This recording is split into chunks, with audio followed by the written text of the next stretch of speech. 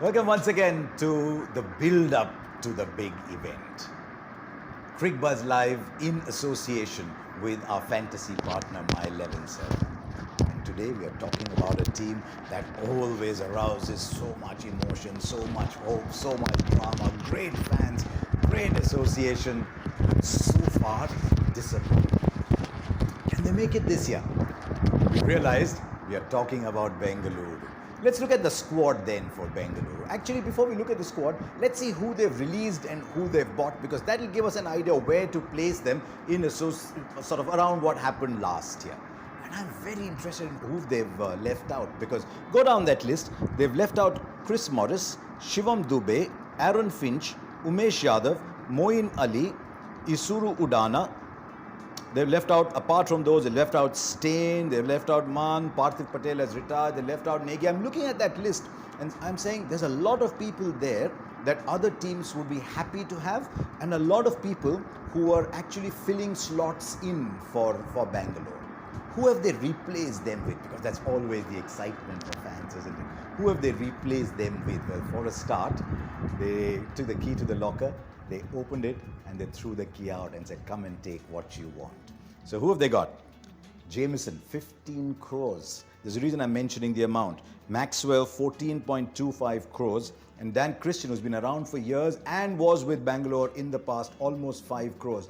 The reason I mention the money is I think it's pretty well proven that it requires a very strong person to say, you know what, it's not my fault, I got that money, I'll put that aside and just go out and play. No, when you're running into bowl, your budget, your feet comes with you to bowl. When you're going out to bat, when you're sitting in that hotel room, it's always there. The pressure on Maxwell and Jamieson will be huge. Anyway, so now let's look at what that the overseas options stack up.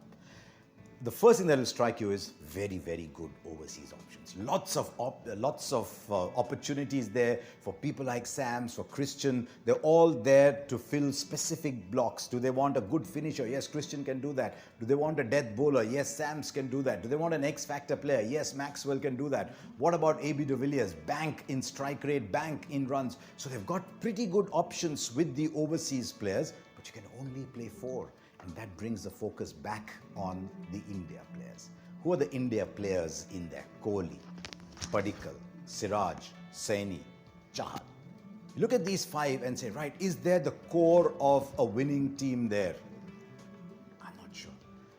For that to happen, they've all got to do very well, and they've got to address the big weaknesses that Bangalore have traditionally had. Which is, are they getting off to really brisk starts? They had Aaron Finch for that last year, that didn't work out. Padikkal did well, just tapered off, but the strike rate kept tapering off as well. Do they have the death bowler? So let's look at it from those 2 points of view. To address the first one, I think they've done something that their fans wanted them to, that their critics wanted them to, critics as in reviewers wanted them to, and that is Kohli at the top of the order. It ticks off so many boxes. Kohli's average strike rate when he's batting at the top of the order is much better than when he's batting in the middle. But also, in the middle overs, they were among the slowest teams in the tournament. Now, if Kohli gets those 15 balls, then Kohli is ready to address that part of the innings. If he can address that part of the innings, he's letting loose AB and Maxwell, and who knows who they have to finish. If they have a Christian down to finish, he's letting them loose to play their role. So Kohli at the top of the order, huge role to play. Kohli needs those 15, 20 balls. When he opened with Rohit Sharma gave him those 15 balls. Who's got to give him those 15 balls? Devdutt Padikkal. What is Devdutt Padikkal's strike rate telling you?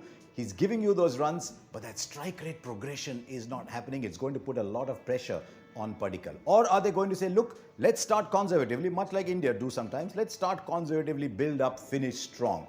Can they do that?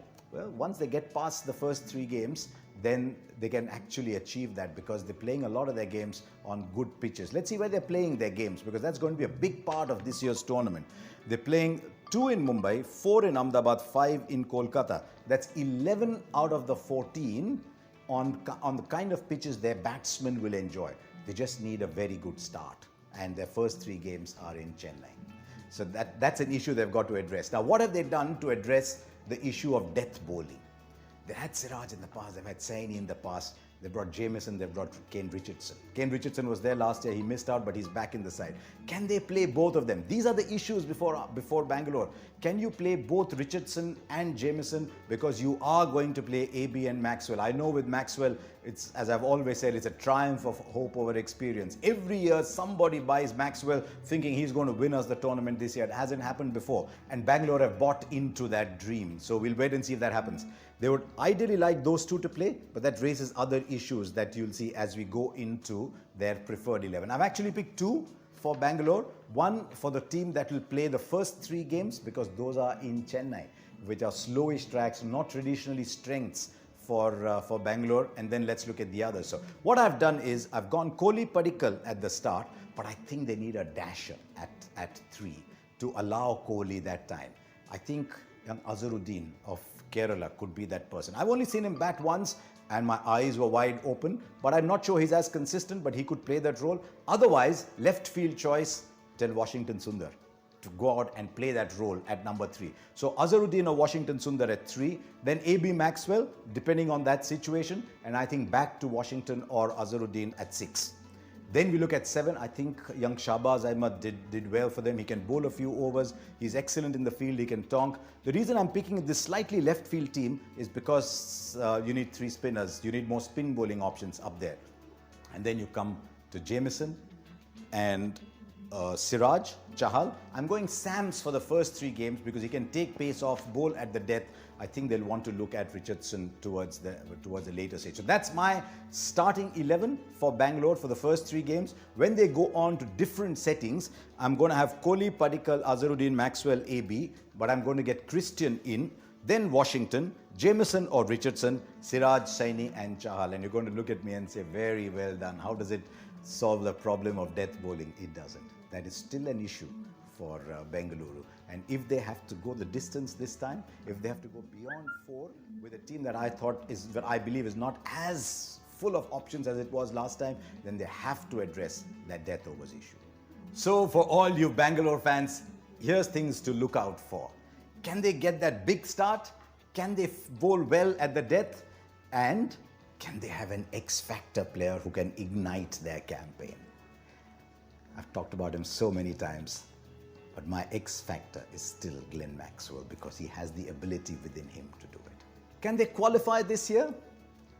If they get off to a really good start in those first 3 games in Chennai, then back them to go the distance. But if they start off poorly in Chennai, then the pressure always starts to build up on Bangalore and they might just succumb to that pressure. So my view is if they win their first 3 games, they've got a really good chance of going through. Otherwise, my gut feel is 50-50.